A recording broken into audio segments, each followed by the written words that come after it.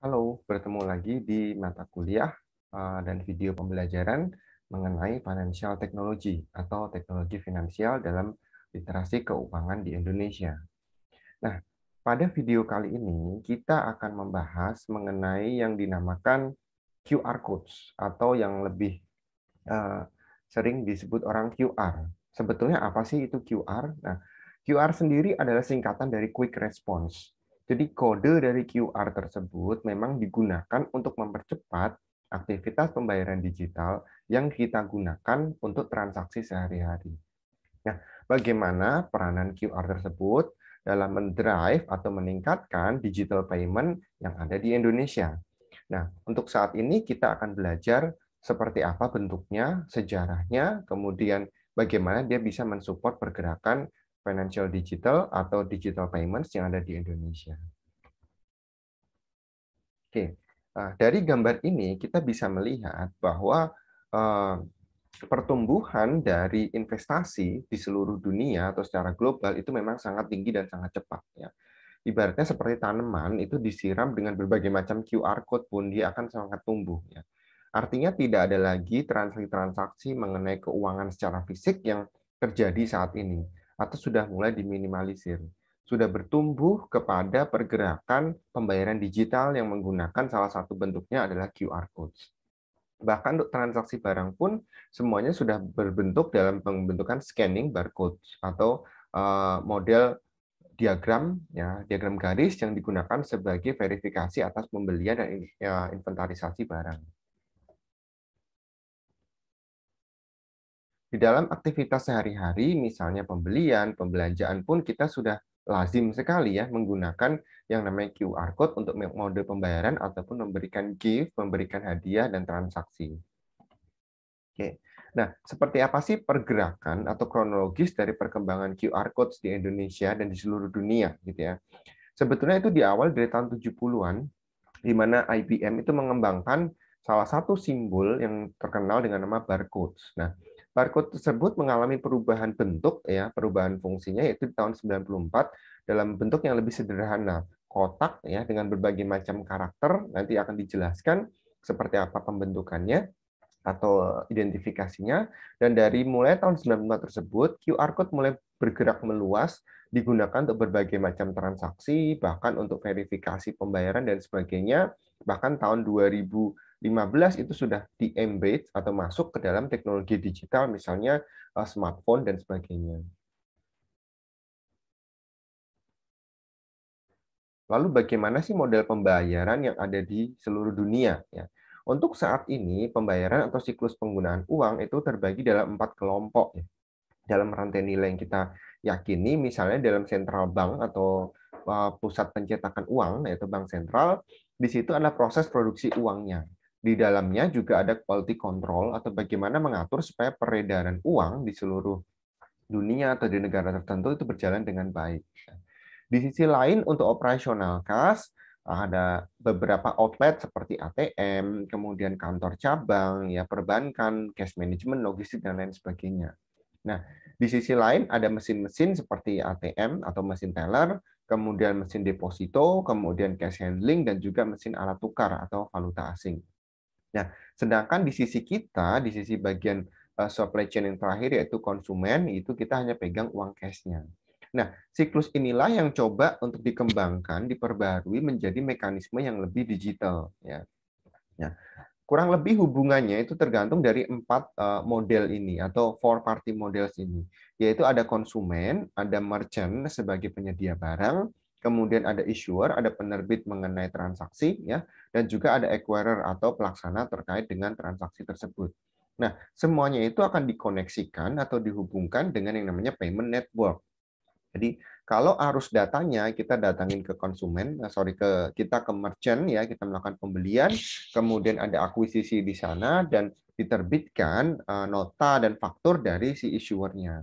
Sedangkan untuk uangnya itu berlangsung dari konsumen langsung ke issuer ya, kemudian merchant-nya pun akan mendapatkan pendanaan dari si acquirer setelah diverifikasi bahwa ada pembayaran digital yang masuk dari konsumen.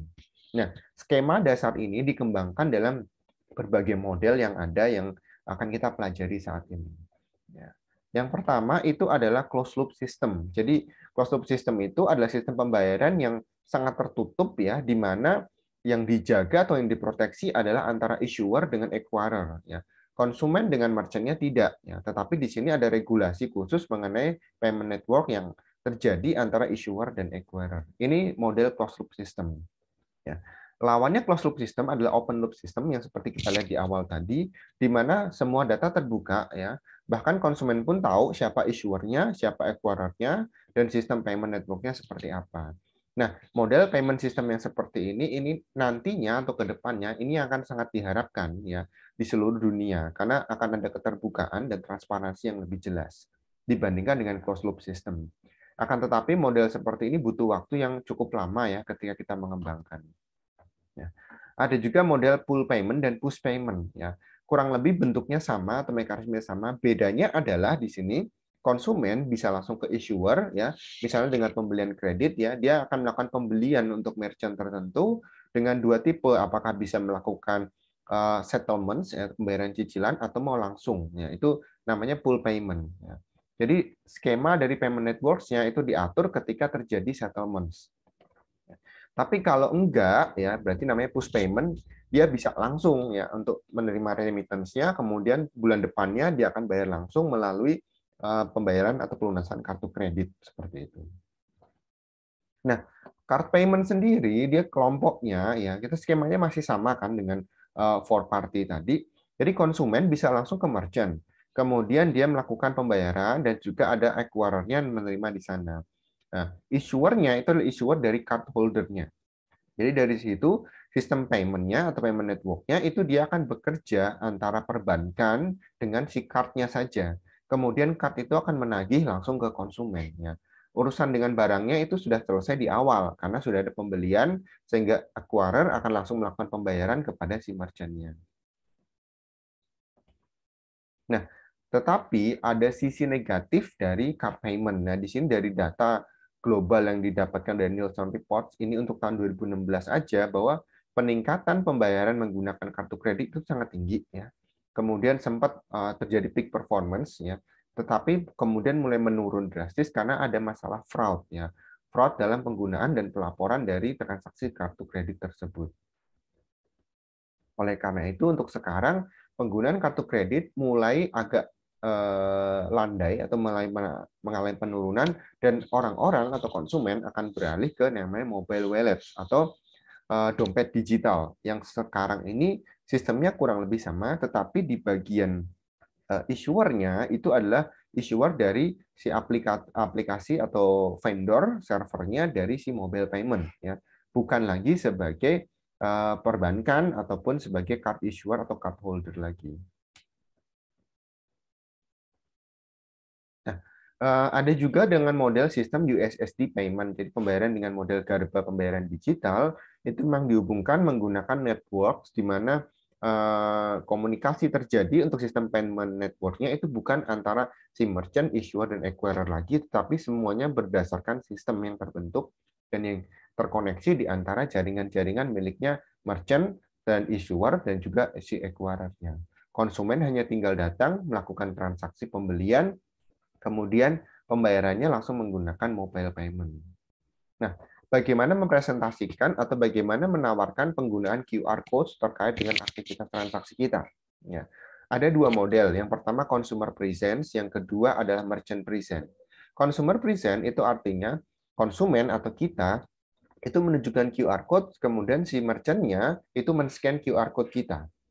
Jadi kita yang menunjukkan QR code-nya, sedangkan merchant-nya adalah bertugas untuk melakukan scan atas QR code kita dan kemudian transaksi keuangan itu terjadi, ditarik dari account kita dan dilakukan pembayaran oleh si merchant tersebut.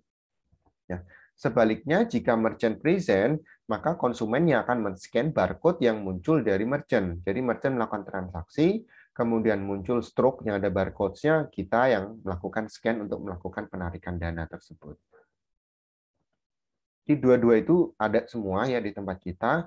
Nah, sedangkan untuk pengalian data itu ada dua jenis ya, terkait dengan pengambilan data itu terjadi antara si konsumen dengan merchant-nya, sedangkan untuk transaksi pembayarannya itu terjadi antara acquirer dengan issuer. Jadi ini dua kelompok yang sudah dibedakan sejak awal.